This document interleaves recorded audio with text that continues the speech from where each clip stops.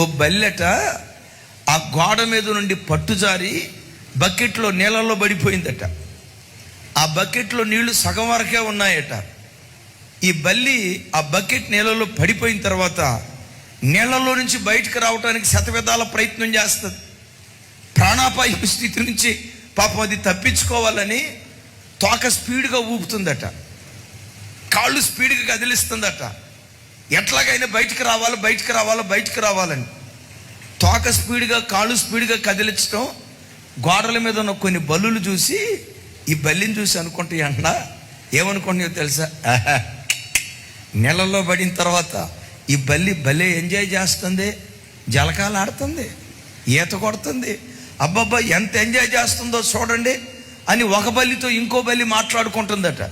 ఈలోపు ఇంకో బల్లి అంటదట, నిజమే మామ, ఆ బల్లి నీళ్ళలో పడి అసలు అంతకు మునుపు తోక ఎప్పుడైనా అంత స్పీడ్గా కదిలిచ్చిందా? అంతకు మునుపు ఎప్పుడైనా కాళ్ళు అంత స్పీడ్గా కదిలిచ్చిందా? మనం కూడా నీళ్ళల్లో పడితే అంత ఎంజాయ్మెంట్ వస్తుందేమో అని గోడల మీద ఉన్న బల్లులు అనుకున్నాయట.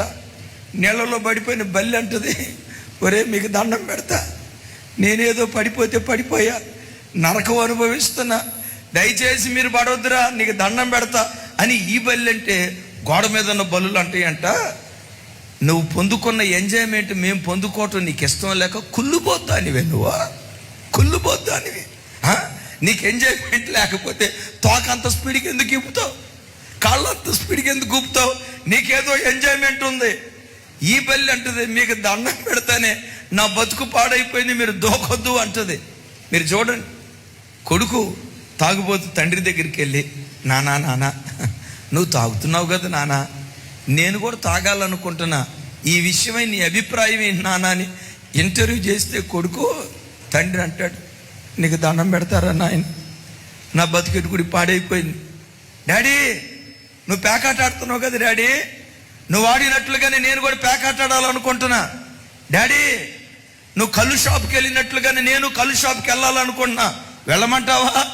నువ్వు వెళ్ళినట్లుగానే సాని కొంపలకు నేను వెళ్ళాలనుకుంటున్నా, వెళ్ళమంటావా అని ఒకవేళ కన్న కొడుకే కన్న తండ్రిని అడిగితే ఆ తండ్రి ఏమంటాడు తెలుసా? కాళ్ళు పట్టుకొని, ఒరే నాన్న నా బ్రతికెడు తిరిగి నాశనం అయిపోయిందిరా, నీ బ్రతుకు నాశనం చేసుకోవద్దురా.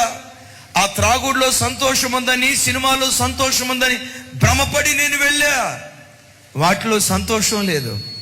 దైవజనమా, మానవాళికి నిజమైన సంతోషాన్ని పుట్టించే ఏకైక సంతోషపు ఔషధం ఈ రాత్రి నేను ప్రకటించే నజరేయుడైన యేసు క్రీస్తు ప్రభువారు.